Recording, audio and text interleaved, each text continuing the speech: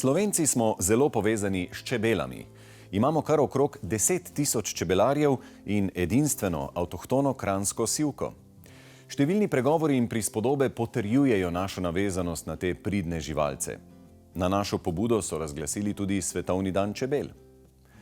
A vendar doslej še nismo imeli stavbe, ki bi posnemala arhitekturo čebeljega satja. Doslej. Vsem znani šesterokotniki so prevzeli vlogo človeških bivališč v novo odprti hiši kranjske čebele v Višnji Gori. Mi smo bili tam prvi s kamerami. Dobrodošli v objektu brez primere. Hiša kranjske čebele je kot velik pan, v katerem je možno tudi prespati. Prinaša pa različne modrosti, ki nas jih učijo čebele. Gospod Strnad, povejte nam, kako je nastala zamisel o tejle hiši, o hiši kranjske čebele? Ta zamisel ima kar dolgo zgodovino. Višnja Gora je starodavno mesto, ki ima bogato zgodovino. No in ob Svetovnem dnevu čebel je padla ideja, da pa velja izkoristiti priložnost oziroma dejstvo, da je tukaj v Višnji Gori oziroma v gradu Podsmreke v njeni neposredni bližini pravzaprav rojena kranjska sivka, eden od naših paradnih konjev v zadnje čase. Družina Ročic je v gradu Podsmreka najprej popisala to kranjsko sivko, potem začela trgovati z njo po celotnem svetu in danes je pravzaprav to druga najbolj razširjena vrsta čebele na svetu, najbolj pridna, najbolj medonosna. Seveda so se obrnili na Čebelarsko zvezo Slovenije, ki jo vodi predsednik Boštjan Noč, in pridobili njihovo podporo in strokovnost. Naložbo sta sofinancirala Evropska unija in Republika Slovenija. Kako pa je prišlo do tega, da je ravno pod to streho nastala hiša kranjske čebele? No, za vsebino stare šole iz leta 1906 smo dolgo iskali nadomestno rešitev, no in združili smo v tej hiši pravzaprav nekaj nemogočega, čebelarstvo in podjetništvo, tako da je danes zaživela v Višnji Gori hiša kranjske čebele in pa API-Lab, središče inovativnih tehnologij. No in kaj danes ponuja hiša kranjske čebele? Če gremo čisto od spodaj, je nekakšna vstopna točka za občino Ivančna Gorica, da se v Ticu seznanijo z tem, kaj občina Ivančna Gorica ponuja na turističnem področju. V pritličju je še kavarna, mi rečemo medarna, upam, da bo to ime se prijelo.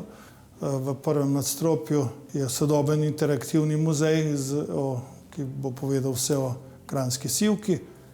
No, ampak posebnost tega pa so žive čebele, akvarij z živimi čebelami, ki tukaj živijo.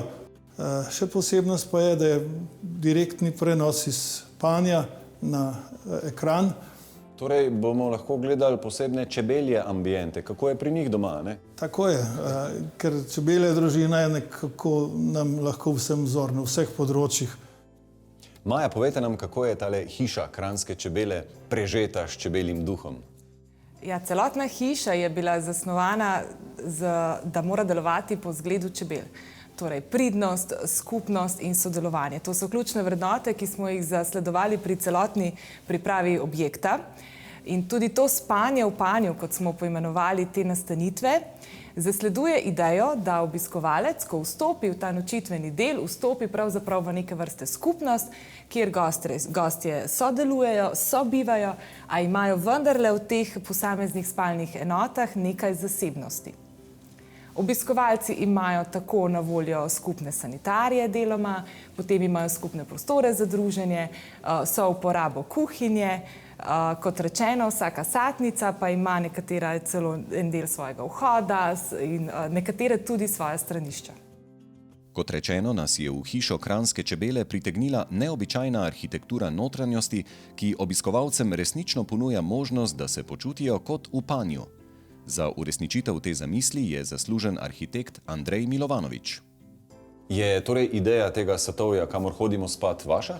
Ne, to je investitorjeva ideja, že od vsega začetka.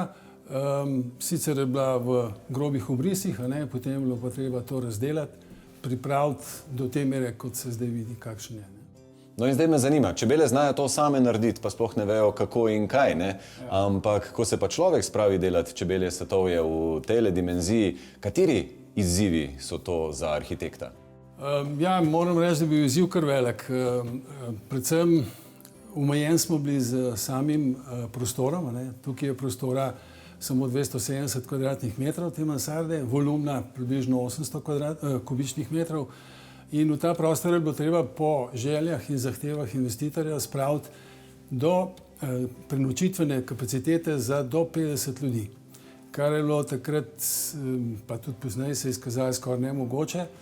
No, na koncu smo potem pristali na polovici tega števila, vendar vključno z skupnimi prostori za druženje, čajno kuhinjo, sanitarijami skupnimi in tako naprej.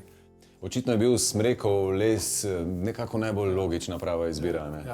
Ja. Les vsekakor, ne. Les je pač osnovni material, naravn. Jaz tako ali tako projektiram v glavnem vse v lesu, vendar, ker je pa konstrukcija zelo zahtevna, smo pa pod konstrukcijo vseh teh modulov, vse te skupine teh modulov naredili iz jeklene konstrukcije, ne, tako da je statično precej močna. Vsi leseni deli so premazani z posebnim premazom, ki ščiti v primeru požara zadost oziroma dovolj, da je recimo dovolj časa za pobeg.